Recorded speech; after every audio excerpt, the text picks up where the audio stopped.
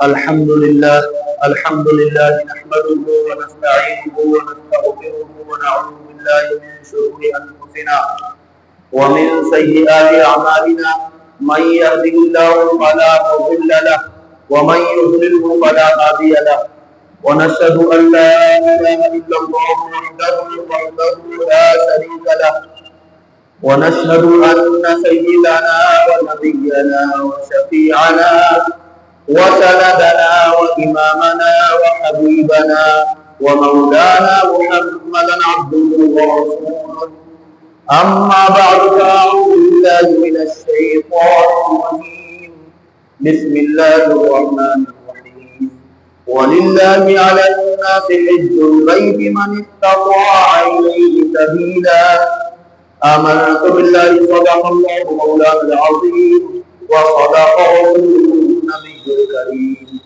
ونحن على ذلك من الشاهدين والشاكرين والحمد لله رب العالمين. برادران عزیز اور بزرگان محترم،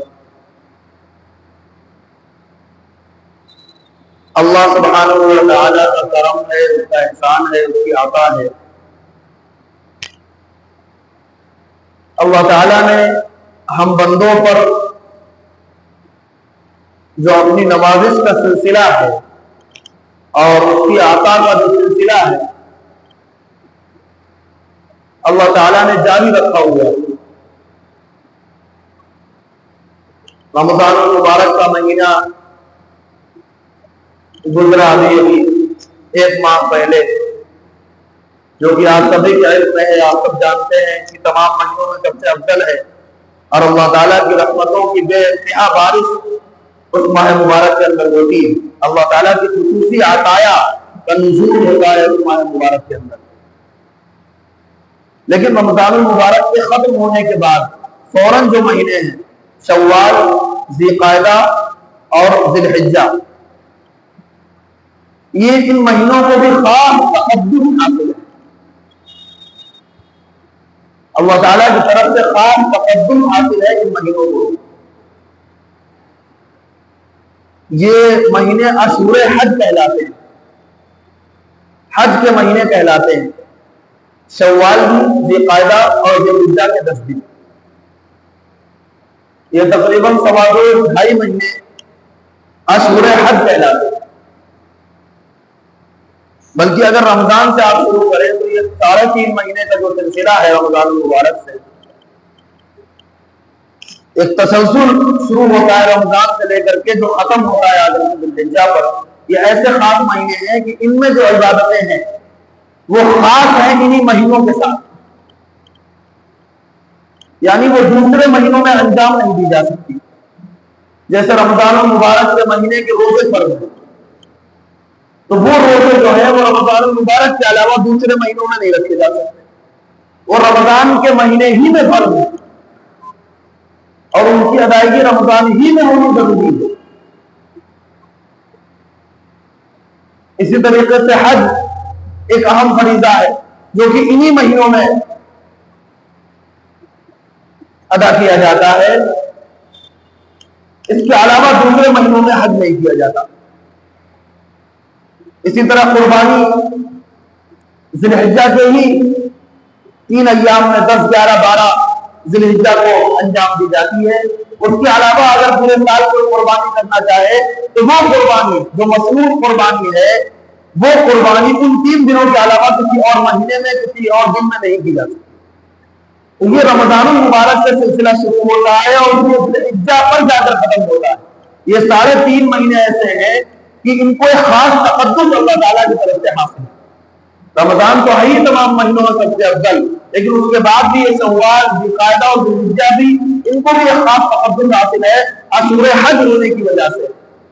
اور قربانی کا عمل بھی چونکہ انہی مہینوں میں سے ذی الحجہ کے مہینے میں انجام دیا جاتا ہے، تو اسی لیے ان ایام کو بھی خصوصی تقدس اور خصوصی عظمت اور خصوصی احترام حاصل ہے.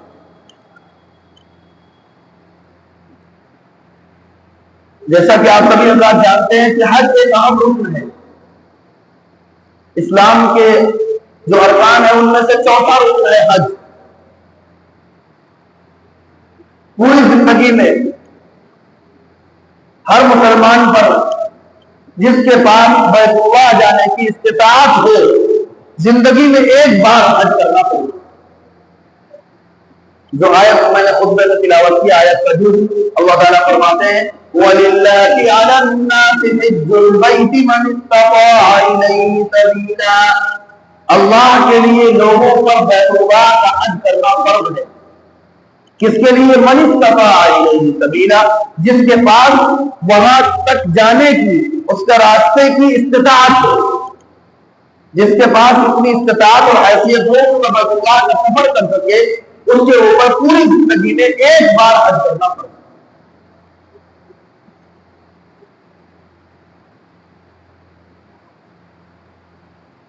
ویسے تو ہر عبادت کی ایک الگ شان ہے. نماز ایک اہم عبادت ہے، نماز کی ایک اپنی شان ہے. زکوٰۃ ایک اہم فریضہ ہے، اس کی اپنی شان ہے.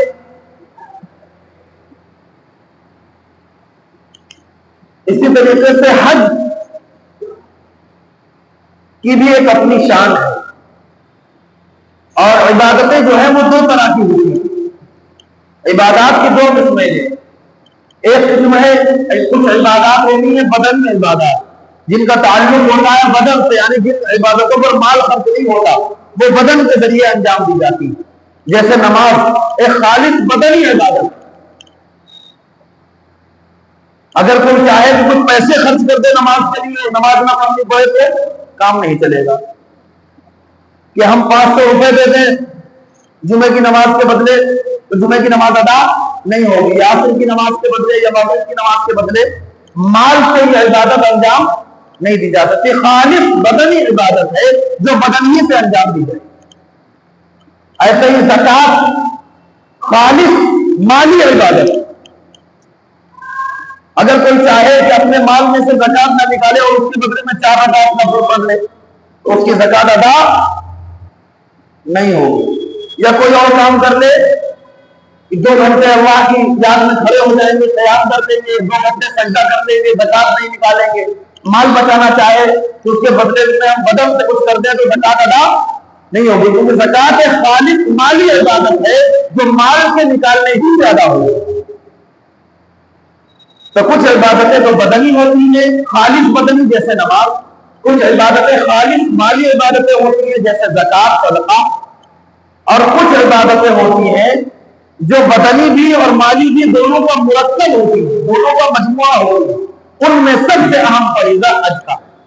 حج ایک ایسی عبادت ہے جس میں مال بھی لگتا ہے اور بدن بھی لگتا ہے. تو حج دونوں کا مرکب ہے. حج بدنی عبادت بھی ہے اور حج مالی عبادت بھی. حج کرنے میں مال بھی خرچ ہوتا ہے اور بدن کا بھی استعمال ہوتا ہے.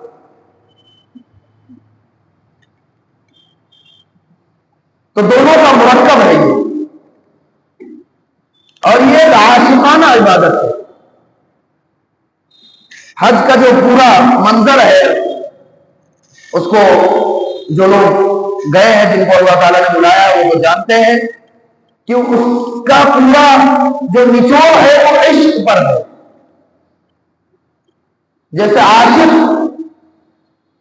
محبوب کے عشق میں گرفتار ہو کر کے اور اس کی جو حالت ہو جاتی ہے وہی ایک حاجی کی حالت ہوتی ہے اور وہی مطلوب ہے. اس کا ہر رکن ہر عمل اسی بات کی طرف نشاندہی کرتا ہے، دلالت کرتا ہے کہ اللہ کا عاشق بن کر کے یہاں حاضر ہوتا ہے.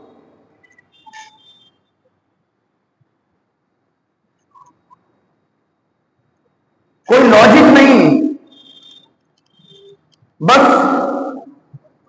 اللہ تعالیٰ کے عشق میں اللہ کے در پر اس کے مبارک گھر میں حاضر ہو. اس کی شروعات ہوتی ہے احرام کے باندھنے سے.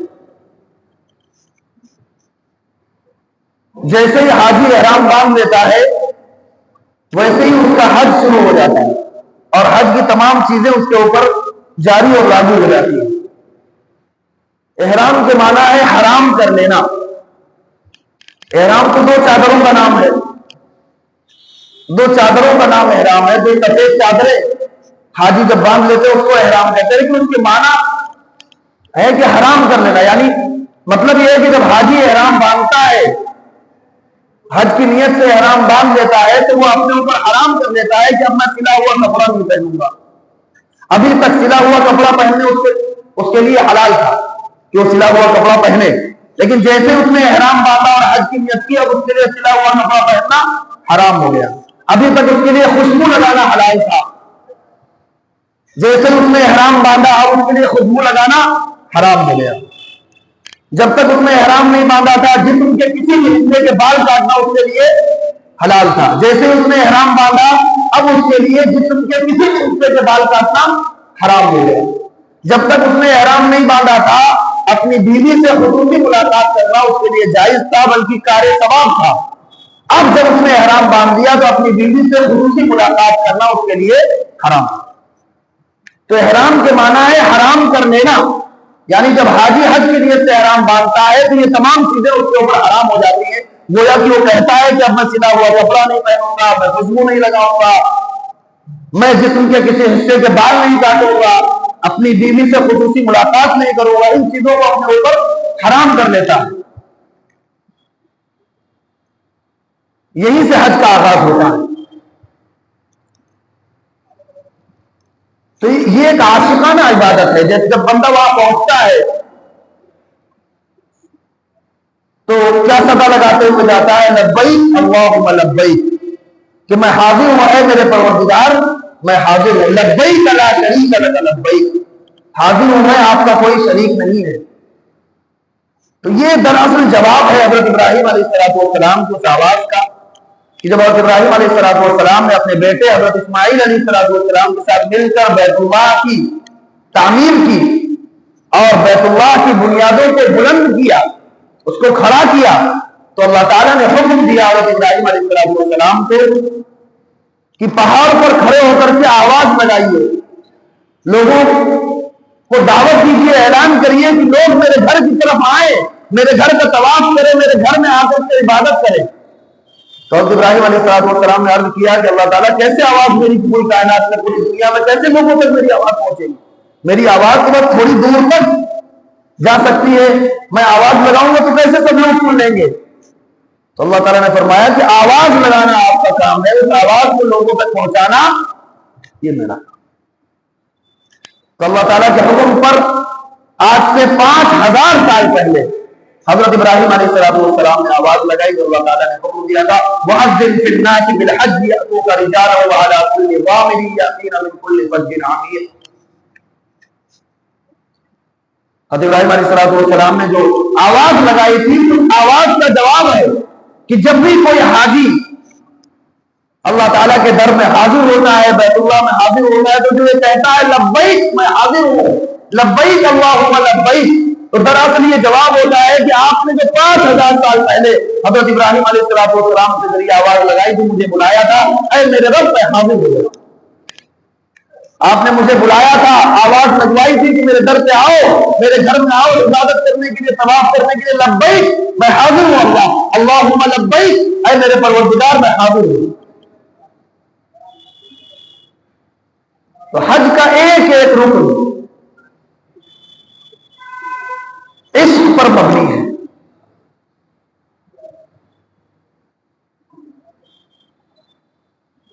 عاشقانہ عبادت ہے، جتنا عشق اللہ تعالیٰ سے ہوگا اتنا ہی زیادہ مزہ حج کی عبادت میں آئے۔ جیسے طواف، چکر لگانا بیت اللہ کے، یہ بھی عشق پر مبنی ہے۔ جیسے جب کسی کو کسی سے محبت ہو جاتی ہے تو انسان اپنے محبوب کے گھر کے، اس کے در کے چکر لگاتا ہے، اس کو اس کی گلی میں جانا بھی پسند آتا ہے، اس کے گھر کے گرد و نواح سے بھی گزر جائے تو اسے اچھا لگتا ہے، وہ چکر لگاتا ہے جس سے محبت ہوتی ہے۔ تو حاجی جب جا کر طواف کرتا ہے تو یہ عشق کی علامت ہے کہ اللہ سے محبت ہے، اللہ کا عاشق ہے، اللہ کے در کا چکر لگا رہا ہے۔ جو لوگ حج کرنے گئے ہیں، اللہ تعالیٰ مجھے بھی آپ کو بھی پہنچائے، وہ کہتے ہیں کہ حج سے زیادہ، طواف سے زیادہ لذیذ عبادت اس پورے زمین پر کوئی نہیں۔ جو لوگ طواف کر کے آئے وہ بتاتے ہیں، آپ میں سے جو لوگ گئے ہیں وہ اس کی گواہی دیں گے کہ اس روئے زمین پر طواف سے زیادہ لذیذ عبادت کوئی نہیں، یعنی کہتے ہیں جتنی لذت طواف میں آتی ہے اتنی کسی اور عبادت میں نہیں، یعنی اللہ تعالیٰ نے جو لذت طواف میں رکھی ہے وہ لذت کسی اور عبادت میں اس روئے زمین پر نہیں۔ اللہ تعالیٰ ہم سب کو بھی حاضری کی توفیق نصیب فرمائے۔ دراصل انسان کی فطرت ہے کہ انسان یہ چاہتا ہے کہ جب کسی سے وہ محبت کرے تو اس کو سینے سے لگائے، اس کو چومے، اس کو بوسا لے، یہ انسان کی فطرت ہے۔ اللہ تعالیٰ نے ہمیں پیدا کیا ہے، ہم کو سب سے زیادہ کون جانتا ہے؟ ارے بتائیے بھائی، سب سے زیادہ ہمارے بارے میں کون جانتا ہے؟ اللہ تعالیٰ جانتے ہیں سب سے زیادہ، کیونکہ ہمیں پیدا انہوں نے کیا۔ تو انسان کی فطرت یہ ہے، کیا فطرت ہے کہ جب ہم کسی سے محبت کرتے ہیں تو اس کو چاہتے ہیں کہ وہ ہمارے قریب رہے، اس کو سینے سے لگائے، اس کو بوسا لے، اس کو چمٹا لے، یہ انسان کی فطرت ہے۔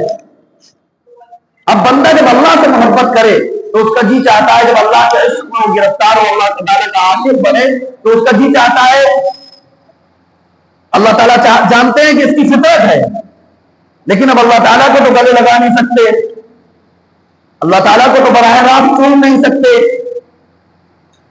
تو اللہ تعالیٰ نے اس زمین پر ایک جگہ ایسی بنا دی جس کو اپنا نشان بنا دیا، بیت اللہ، جس کو اپنا نشان بنا دیا بیت اللہ کو، کہ میرے گھر کے چکر لگانے کا جی چاہتا ہے تو یہ میرا گھر ہے، اس کا چکر لگاؤ، اس کا طواف کرو، مجھے بوسا دینے کا جی چاہتا ہے تو میں نے ایک پتھر یہاں رکھ دیا ہے،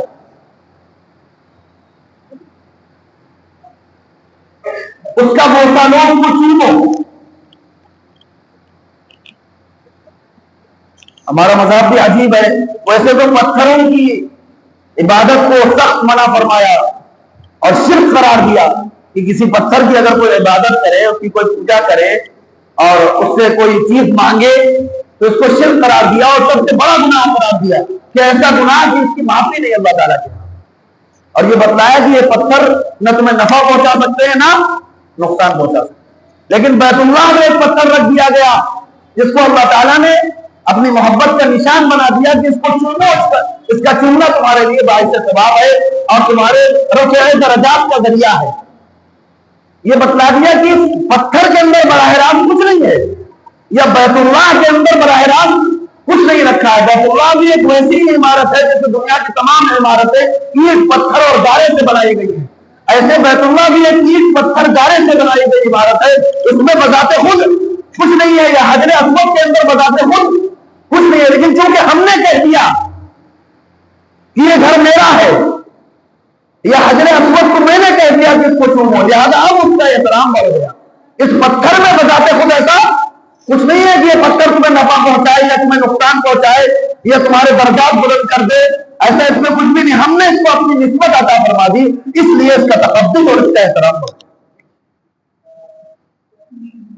تو اللہ تعالیٰ نے ہماری فطرت کا خیال کیا کہ انسانی فطرت کا تقاضا یہ ہے کہ اس کا جی چاہتا ہے کہ وہ محبوب کے در کے چکر لگائے، محبوب کو سینے سے لگائے، محبوب کو چومے، تو اللہ تعالیٰ نے بیت اللہ کو اپنی محبت کا نشان بنایا، اور بیت اللہ میں وہ تمام چیزیں جمع کر دی جو انسان کی فطرت جن چیزوں کا تقاضا کرتی ہے کہ یہاں آؤ اور آ کر کے وہ تمام چیزیں تمہارے لیے جمع ہے، تم طواف کرو تو تمہیں چکر لگانے کی جو لذت ہے وہ حاصل ہو جائے گی، تم حجر اسود کا بوسا لے، اس کو چومو تو وہ جو تمہارا تقاضا ہے وہ بھی پورا ہوگا۔ اللہ تبارک و تعالیٰ نے انسان کو اس کے مزاج اور اس کی فطرت کے مطابق، عین مطابق یہ حج کی ایک اہم ترین عبادت عطا فرمائی، اور حضور نبی کریم صلی اللہ علیہ وسلم نے فرمایا کہ جب بھی کسی انسان کے اوپر حج فرض ہو جائے، جیسا کہ میں نے آیت کا جز تلاوت کیا شروع میں کہ اللہ تعالیٰ فرماتے ہیں وَلِلَّهِ عَلَى النَّاسِ حِجُّ الْبَيْتِ، لوگوں کے لیے، اللہ کے لیے لوگوں پر بیت اللہ کا حج فرض ہے، من استطاع الیہ سبیلا، جس کے پاس بیت اللہ تک پہنچنے کا راستہ توشہ ہو، زاد راہ اور سفر خرچ موجود ہو کہ وہ بیت اللہ تک جا سکتا ہے، تو اس کے اوپر حج فرض ہے زندگی میں ایک بار. اور جس کے اوپر حج فرض ہو جائے تو اس کے بعد تاخیر نہیں کرنی چاہیے اس کی ادائیگی. اس کی ادائیگی میں تاخیر نہیں کرنی چاہیے، کیونکہ انسان کی ہماری زندگی اور موت کا کچھ پتہ تو ہے نہیں کہ کب تک ہم زندہ رہیں گے، اس کا کچھ علم تو ہمیں ہے نہیں. تو جب حج فرض ہو گیا اس کے بعد اگر ہم اس کو ڈیلے کرتے رہے، جیسے عام طور پر یہ دیکھا جاتا ہے کہ جب جوانی کی عمر ہوتی ہے تو اس میں مؤخر کیا جاتا ہے کہ بھی اور تھوڑا دوسرے کاموں سے فارغ ہو جائیں گے جب حج کے لیے جائیں گے. تو اللہ نہ کرے اگر اسی دوران موت آ جائے تو ایک بڑی عبادت اور ایک بڑا فریضہ گردن پر باقی رہ جائے گا، جس کا اللہ تعالیٰ کے یہاں حساب دینا. لہٰذا جس کے اوپر بھی حج فرض ہو جائے کوشش ہونی چاہیے کہ جتنی جلدی ہو سکے ادا کرے. اچھا، ادا کرنے کے لیے ایک تو یہ کہ کچھ سرکاری پابندیاں ہیں، وہ تو اپنے ہاتھ میں چیزیں نہیں ہیں کہ کوٹے میں نام آنا، وہ تو شرعی معذور سمجھا جائے گا، لیکن اس کے لیے کوشش نہ کرنا اس پر پکڑو. تو جیسے ہی حج فرض ہو جائے تو جتنی جلدی ہو سکے اپلائی کیا جائے، کوشش کیا جائے کہ اس کا پورا پروسیس ہے اس پر عمل کیا جائے. پھر اس کے بعد اگر نام نہ آ سکے تو وہ اپنے ہاتھ میں نہیں رہا، جو اپنے ہاتھ میں تھا اپنی سی کوشش جب ہم نے کر لی تو ہم اللہ تعالیٰ کے اب معذور سمجھے جائیں گے. اگر سرکاری کوٹے میں ہمارا نام نہیں آیا، ہم نہیں جا سکے، تو اب وہ ہمارا عذر، وہ ہماری کمی نہیں، وہ عذر ہے ہمارا. لیکن اگر ہم نے کوشش ہی نہیں کی، اپلائی نہیں کیا اور سال پر سال گزرتے چلے گئے باوجود کہ حج ہم پر فرض تھا، ہمارے پاس راستی اور اسی حالت میں ہماری موت آ گئی، تو پھر بڑی وعید ہے حضور نبی کریم صلی اللہ علیہ وسلم کی طرف سے جو بڑی خطرناک ہے، سن کر کے رونگٹے کھڑے کر دینے والی ہے. نبی کریم صلی اللہ علیہ وسلم نے فرمایا کہ جس کے اوپر حج فرض ہو جائے اور حج فرض ہونے کے باوجود وہ حج نہ کرے تو فرمایا فَلْيَمُتْ إِنْ شَاءَ يَهُودِيًّا أَوْ نَصْرَانِيًّا، کہ پھر مجھے فرق نہیں پڑتا کہ اس کا جی چاہے تو وہ یہودی بن کر مرے اور اس کا جی چاہے تو وہ نصرانی بن کر مرے. یعنی گویا کہ اس کو دار اسلام سے ایک طرح سے خارج قرار دیا، اس کے اسلام اور ایمان پر شک کی مہر لگا دی. یہ فرمایا کہ جس کے اوپر حج فرض ہو جائے اور وہ حج نہ کرے تو پھر مجھے فرق نہیں پڑتا کہ وہ یہودی بن کر مرتا ہے یا عیسائی بن کر مرتا ہے. یعنی گویا کہ اس کا ایمان محفوظ نہیں کہ وہ ایمان کی حالت میں مرے گا یا نہیں مرے گا. خطرہ ہے اس بات کا کہ یہودی بن کر مرے گا یا عیسائی بن کر مرے گا، جو حج فرض ہونے کے بعد بھی حج کی اہم ترین عبادت کو ٹالتا رہے.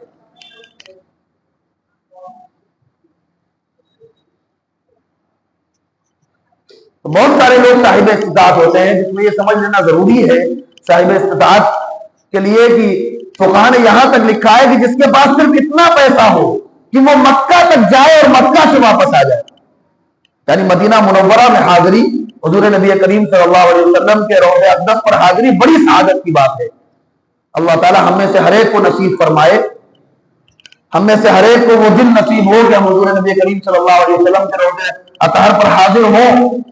اور ہر مسلمان کی خواہش ہوتی ہے کہ وہ حضور کے روضے پر حاضری دے، لیکن حج کا کوئی بھی رکن مدینہ میں ادا نہیں ہوتا. جو حاجی ہیں وہ جانتے ہیں اس بات کو کہ حج کے تمام ارکان مکہ ہی میں ادا ہو جاتے ہیں، مدینہ صرف زیارت کے لیے جایا جاتا ہے بس. یعنی اگر کوئی شخص حج کرنے جائے اور وہ صرف مکہ ہی سے واپس آ جائے تو اس کا حج مکمل ہو جائے گا، اس کے حج میں کسی طرح کا نقص یا کوئی کمی باقی نہیں رہے گی. کیونکہ حج کے جتنے بھی ارکان ہیں، وہ طواف ہو، سعی ہو صفا مروہ کے درمیان، یا کنکریاں مارنا ہو، یا مینا میں عرفات میں قیام ہو، یہ سب کہاں ہو جاتا ہے؟ سب مکہ میں ہی ہو جاتا ہے. مدینہ میں کوئی بھی رکن ادا نہیں کیا جاتا، صرف زیارت کے لیے، جو کہ ایک عظیم سعادت ہے ایک مسلمان کے لیے کہ وہ حضور کے روضے پہ حاضری دے، ایک عظیم سعادت ہے، اس کے لیے جاتا ہے. لیکن فقہاء نے لکھا کہ اگر کسی کے پاس صرف اتنے پیسے ہیں کہ وہ مکہ تک جا سکتا ہے، یعنی مکہ جائے اور مکہ سے واپس آ جائے، اتنا ایڈیشنل پیسہ نہیں ہے کہ مدینہ بھی جا سکے، تب بھی اس کے اوپر حج فرض ہے کہ وہ صرف مکہ جائے اور حج کر کے واپس آ جائے. کیونکہ مدینہ میں کوئی حج کا رکن ادا نہیں ہوتا. صرف اتنی بھی رقم اگر ہے کہ صرف مکہ کی فلائٹ لے سکتا ہے اور مکہ سے ریٹرن فلائٹ لے سکتا ہے، اتنا پیسہ ہے، تب بھی اس کے اوپر حج فرض. بات سمجھنے کی ضرورت ہے کہ مدینہ جانا ایک عظیم سعادت کی بات ہے. حضور علیہ السلام کے روضے پر حاضری دینا ایک عظیم سعادت ہے، ہر مسلمان کے دل کی خواہش ہے. لیکن حج ڈیپینڈ نہیں ہے مدینہ جانے پر. تو مسئلہ یہ ہے کہ اگر کسی کے پاس اتنا پیسہ ہے کہ وہ صرف مکہ جا سکتا ہے تو بھی اس کے اوپر حج فرض ہے، اس کے اوپر لازم ہے کہ وہ مکہ جا کر حج کو ادا کرے۔ تو اس لیے ہم میں سے ہر ایک کو جائزہ لینا چاہیے، اور جس کے پاس بھی وسعت ہے اس عظیم فریضے کی ادائیگی کی جلد از جلد کوشش کرنی چاہیے۔ اور دعا تو ہم سب کو کرنی چاہیے کہ ابھی اسباب اگر ہمارے پاس نہیں ہے، اللہ تعالیٰ کے لیے تو کچھ بھی مشکل نہیں ہے۔ اللہ تعالیٰ ہر سال اپنے لاکھوں بندوں کو اپنے گھر بلاتا ہے، اللہ کے لیے کچھ بھی مشکل نہیں ہے کہ اللہ تعالیٰ ہمارے لیے بھی اسباب پیدا کر دے۔ تو دعا تو ہم میں سے ہر ایک کو کرنی چاہیے اللہ تعالیٰ سے، اور دعا کے ساتھ کوشش بھی کرنی چاہیے۔ دعا کے ساتھ کوشش کرنی چاہیے۔ صرف دعا جو لوگ کرتے ہیں، حضرت مفتی تقی عثمانی صاحب رحمۃ اللہ علیہ فرماتے ہیں، شاید اس سے پہلے بھی میں نے گزشتہ سال یا گزشتہ سے پیوستہ سال یہ واقعہ سنایا تھا کہ ان کے والد صاحب حضرت مفتی شفیع صاحب رحمۃ اللہ علیہ حج کے لیے جا رہے تھے، تو ان کی بیٹی یعنی مفتی تقی عثمانی صاحب کی بہن آئی اور کہنے لگی کہ ابا جان میرے لیے بھی دعا کر دیجئے کہ مجھے بھی اللہ تعالیٰ حج کے لیے قبول کر لیں۔ تو انہوں نے کہا کہ بیٹی یہ بتاؤ کہ تم نے ابھی تک اس کے لیے کیا کیا کہ تم حج کرنے جاؤ، اس کے لیے کوشش کیا کی؟ تو انہوں نے کہا کوشش کیا کریں، میرے پاس تو پیسے نہیں ہے، کیا کوشش کریں؟ کہنے کہ تم 1 روپیہ بھی جمع کر سکتی ہو؟ تو کہنے کہ ہاں 1 روپیہ تو جمع ہی کر سکتے ہیں۔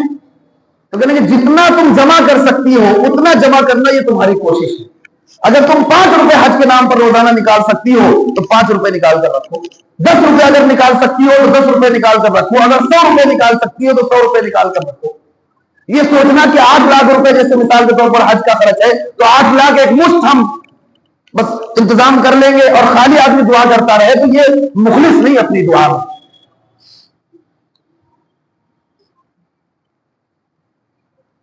اس سے فرماتے ہیں کہ انتقال ہو گیا بہن کا ابا جان کی زندگی ہی میں، تو جب ان کا سامان نکالا گیا تو اس میں گلک نکلی جس میں پیسے جمع کیے جاتے ہیں، تو کچھ غالباً 165 روپے اس میں سے نکلے جس میں لکھا ہوا تھا کہ یہ حج کے لیے جمع کی جانے والی رقم ہے۔ یعنی اپنے ابا کی نصیحت کے بعد انہوں نے تھوڑے تھوڑے پیسے جمع کرنے شروع کیے۔ اس سے فرماتے ہیں کہ اس کے بعد جب حج کرنے کے لیے ہم گئے تو میں نے اپنی بیٹی کو جبل رحمت پر دیکھا، میں نے خواب میں دیکھا کہ میری بیٹی جبل رحمت پر ہے، جو اس بات کی علامت تھی اللہ تعالیٰ کی طرف سے کہ حج کا ثواب ان کی بیٹی کو عطا کر دیا گیا نیت پر، کہ انہوں نے کوشش کی۔ تو صرف دعا کرنے سے بھی کام نہیں بنتا، کوشش ہم کیا کر رہے ہیں، وہ کوشش چھوٹے پیمانے پر ہو، اپنی حیثیت کے مطابق ہو، کہ اگر ہم 100 روپے جمع کر سکتے ہیں حج کے نام پر تو 100 روپے جمع کریں۔ تو جب ہم اپنی سے کوشش کر لیں گے انشاءاللہ اور پھر دعا کریں گے تو پھر اللہ تعالیٰ بھی اپنا کام کر دیں گے۔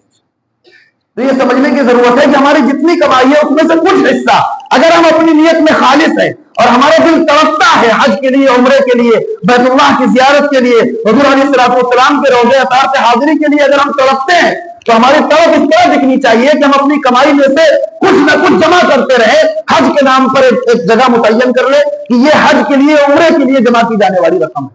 وہ ضروری نہیں کہ وہ ہزاروں میں ہو، لاکھوں میں ہو، وہ 1 روپیہ، 5 روپے، 10 روپے، 100 روپے بھی ہو سکتی ہے۔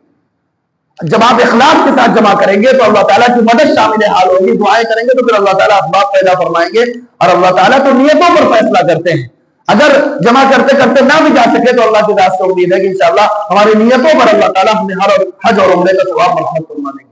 اللہ کے یہاں تو کسی چیز کی کمی نہیں ہے، اللہ تعالیٰ تو نیتوں پر فیصلہ فرما دیتے ہیں نا، کہ بندہ نیکی کی نیت کرے، اگر اس نے سچا پکا ارادہ کر لیا اور پھر وہ عمل نہیں بھی کر پایا تب بھی اللہ تعالیٰ اس کو اپنے فضل سے ثواب مرحمت فرما دیتے ہیں۔ تو دعا بھی کرنی چاہیے اور دعا کے ساتھ ساتھ کوشش بھی کرنی چاہیے۔ اللہ تعالیٰ مجھے بھی آپ سب کو عمل کرنے کی توفیق عطا فرمائے۔ اللہ تعالیٰ اپنے گھر پر ہم سب کو بھی سعادت والی، قبولیت والی حاضری کی توفیق نصیب فرمائے۔ وآخر دعوانا الحمدللہ۔